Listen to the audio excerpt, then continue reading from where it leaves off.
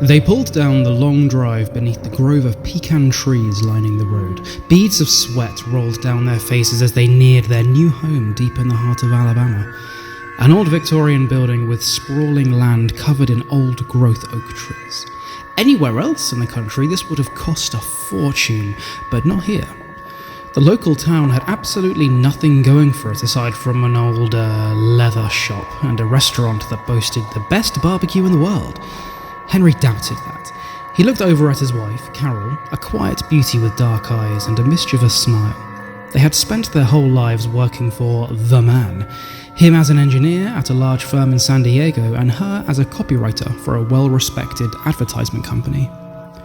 The realization that they would have to work for approximately 30 years, he did the math, to pay for a house outright in San Diego led them to Zillow, where, to their absolute delight, a beautiful home appeared at a price that made them jump at the opportunity. They applied for new jobs before the move, her as a remote author for the newspaper in the neighbouring town, and him with the Forest Service, researching the newly developing bark beetle infestation affecting the nests of local owl populations. As a gift for their new life, he brought her an old typewriter, not for efficiency, but as a symbol of her dedication to the craft and the onset of their new lives together.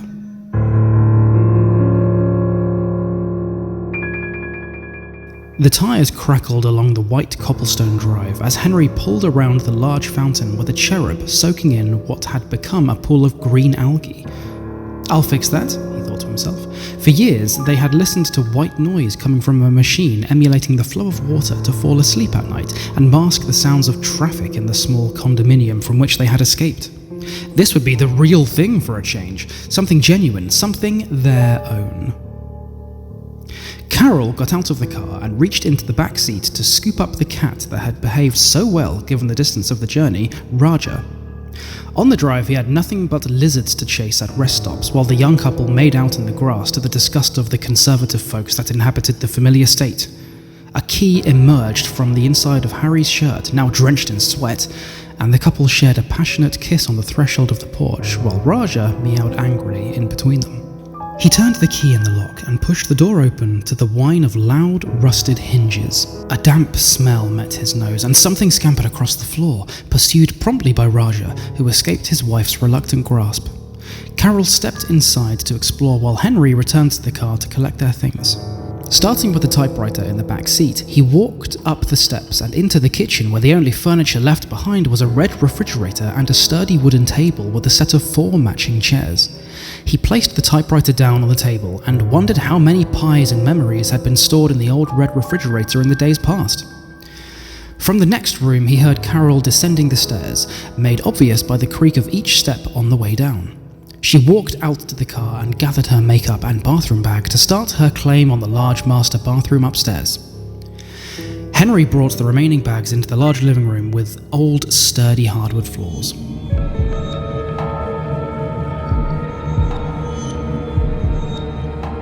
It was like stepping into a time capsule, a Polaroid portrait of a time long gone. There was a large white hearth above the fireplace with small angel figurines that looked eerily clean given the duration of vacancy of the household. From upstairs, he heard a shriek. He ascended the steps 3 at a time to make sure his wife was safe. As he rounded the corner, he found her with a hand over her mouth staring wide-eyed into a closet in the hallway. Dolls, hundreds of them, large porcelain eyes staring at them from the gloom of the dark recesses of the closet. Henry sighed. Maybe there was a reason it was so cheap. Don't worry, we'll have a bonfire in the yard tomorrow and take care of anything we don't want in here. Is it safe to just pile up weird stuff we find and burn it outside? Carol replied. Why not? There's not a police or fire station for miles. I'm sure people burn invasive trees around here all the time. Carol closed the door and returned to unpacking her wardrobe in the large walk-in closet. The dolls put Henry on edge. In this rural setting, the pair was going to have to get used to the quiet gloom of inanimate objects and ominous presence of things that go creak in the night. Within the closet of porcelain eyes, one pair blinked.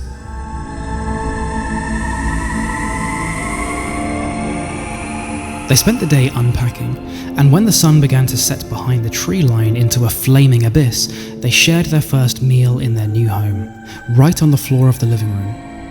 As they ate the Little Caesars pizza they had purchased on the drive, they listened to the cicadas and crickets outside battling for the attention of the southern skies. Exhausted, they brought in the air mattress they were going to sleep on until their furniture arrived and fell into a deep sleep in the master bedroom upstairs without a care in the world. Carol's dreams were haunted. She tossed and turned and rearranged so many times that Henry had to take his blanket and sleep in the car to give her space. She dreamed of eyes. The dolls in the closet next to them and the creaking of old tree limbs left her in a deep state of unrest. The night was restless for Henry as well, alone in the sweltering heat of the car. Multiple times he woke up in a cold sweat, and once, looking into the house, he swore he saw a flickering light from the kitchen and wondered what snack his wife might be choosing from the old refrigerator. In the morning, he stretched his sore back and stumbled into the kitchen where Carol was wrapped up in a yellow blanket at the table. "Rough night, huh?" as Henry asked. "That's an understatement. What were you doing playing with the typewriter last night?" she asked him. "What do you mean? I went straight to the car when you were spinning around trying to escape your sleep demons." Carol furrowed her brow and looked down at the typewriter at the end of the table. Where it had been empty the night before, a single piece of paper now rested, clutched within the metal prongs. She walked over to it and pulled it out, rolling the sides of the machine to set it free. Upon the page was a single word: leave. She glared at him. "You're not funny, do you realize that?" "Trust me, I know," he joked and took the page out of her hands. "Did you write this when you came into the kitchen last night?" But she was already halfway up the stairs, upset that he had chosen to spend their first night together messing with her. They spent the day exploring the property and discovered an old shed hidden by brush with a large padlock on the door.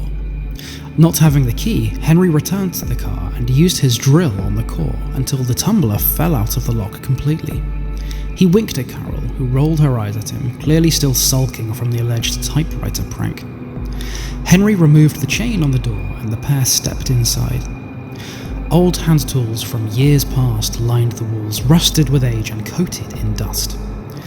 "This is really more of a Henry endeavour.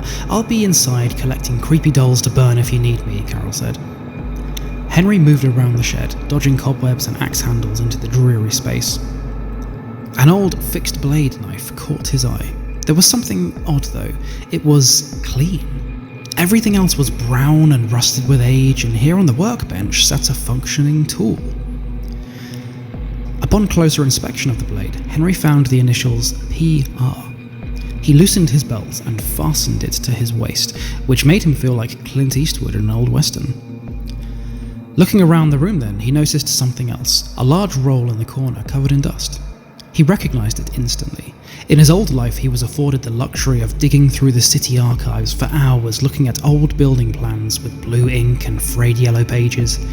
He took the plans under his arm and ducked out of the shed towards the house. Carol sat in the kitchen, humming songs from The Little Mermaid and reading stories from the newspaper she would be working for to get an idea of what people in the town wanted to hear about. Raja hissed at a small crack in the wall, presumably at an innocent lizard that had taken refuge therein. "Check this out," Henry said, as he took the large roll and uncorked the end, revealing the set of plans he had uncovered in the shed. The familiar blue ink gave him war flashbacks to loud cubicles and his boss telling him he might not be cut out for consulting. "Wonderful, old blue papers," she mused. "I think these are the as-built drawings for the house," Henry replied. With practiced diligence, he scanned the page index for the architectural sheets, then turned to the first floor layout and was surprised at the level of detail given the pre-AutoCAD development. "These guys knew how to detail by hand, it's pretty incredible," he said. The eyes of his wife glazed over, and she took her newspaper to retreat to the comfort of the air mattress upstairs. Henry scanned the first floor. The entryway, the kitchen, one bedroom facing the fountain outside, and the small half-bathroom under the stairs. Boring, he thought to himself. He turned to the page, expecting to find the second floor, then froze. M. Mezzanine? Was there an intermediate level in the house between the first and second floors? Impossible. He scanned the layout. Halfway up the staircase, a symbol for a door was shown, leading to an octagonal room suspended in between two floors. Following the grid lines, he found another entrance to the space, denoted by a detail number found on a separate sheet. He turned frantically to the reference page. Searching the details, he matched the numbers. It was a hatch.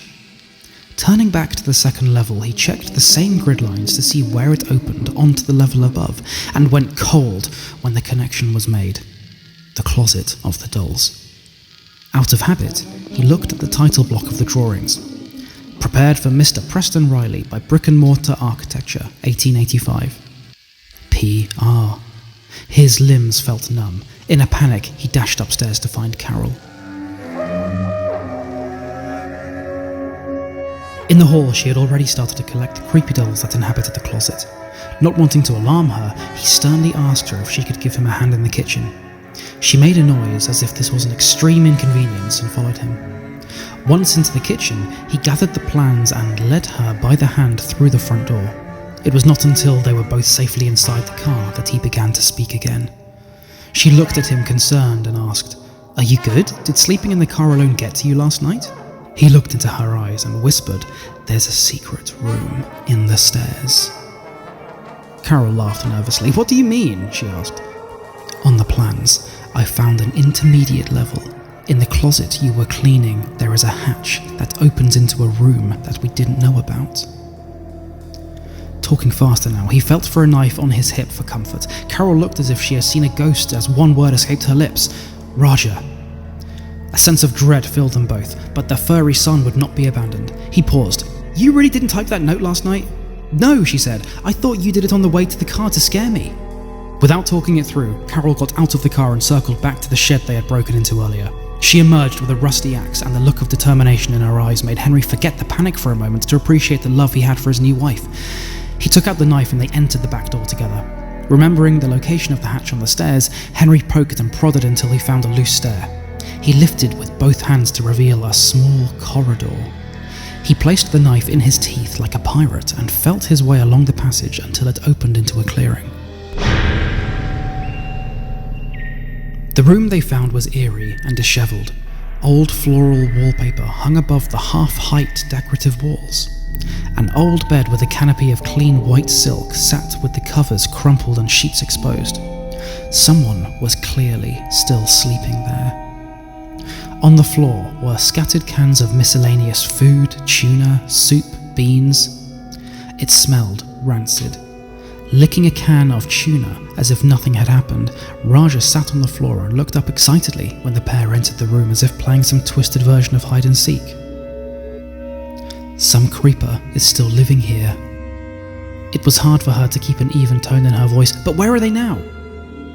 As if in answer to her question, the stairs began to creak as someone descended them. Slow, deliberate steps, as if the unwanted resident wanted them to hear every movement. Carol scooped up Raja, and Henry scanned the room for a ladder leading to the hatch he had found on the plans. It stood in the corner of the room, next to a portrait of a man in an old southern suit with the initials PR on his lapel. Ascending seemed like the best plan, as the footsteps from the other side of the room indicated that their assailant was a safe distance away, assuming there was just one. He sent Carol first so he could stand guard. He sheathed the knife and picked up the axe that Carol left on the floor to pick up Raj. Listening intently, the stairs continued to creak, and then the metal hinges on the door were slammed shut with authority. Henry jumped, and from above, Carol quietly beckoned him up. With one hand on the axe and the other hand on the ladder, he made his way into the room of dolls, which silently sat watching them, unfazed by the tension that struck everyone else in the household. Henry jammed the axe handle against the opening to the hatch so they could not be pursued from below. Carol ran to the bedroom door and locked the deadbolt. For now, they were safe. "I knew something was wrong. I had the most vivid dreams about someone watching us last night," Carol said. "We need to call the police." Henry pulled out his cell phone and dialed 911. He was met with a slow southern drawl on the other line. 911, what's your emergency?" The operator asked lackadaisically. "There's someone in our house. We heard them on the stairs and we are trapped in a room." "We'll have a squad car right over. What's your address?" The operator asked as if almost disinterested. 31555 Willow Lane. There was a pause on the line. The operator seemed amused. Growing angry, Henry asked, "What, have you been here before?" "Not to worry, sir. We'll have a squad car right over. I'm happy to stay on the line in the meantime if you want." "No, we'll be okay." Henry hung up the phone. Carol saw the worry line that formed between his eyes appear like it had so many times before when he was stressed about his old job. "What did he say?" she asked, trying to appear calm. "They're sending someone over." They sat down on the air mattress with Raja and tried to calm their nerves. For what seemed like hours, they sat talking about all that happened, trying to comfort each other with the promise that all would be well and assigning funny voices to porcelain dolls in the hall. When the sun began to dip below the horizon and the same flaming sunset from the night before appeared, it was accompanied by flashing blue and red lights. Looking out the window, they felt a sense of relief. A single squad car was now pulling into the drive around the cherub in his lonely green pool. "Henry," Carol sounded flustered. "Who is that in the woods?"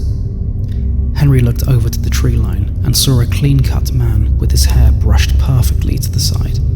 He wore an old southern suit, and on the lapel, though he could not discern them, Henry knew the letters PR were sewn. The man smiled, only one side of his mouth turning upward as he did so, and left them with one final wave before disappearing into the trees.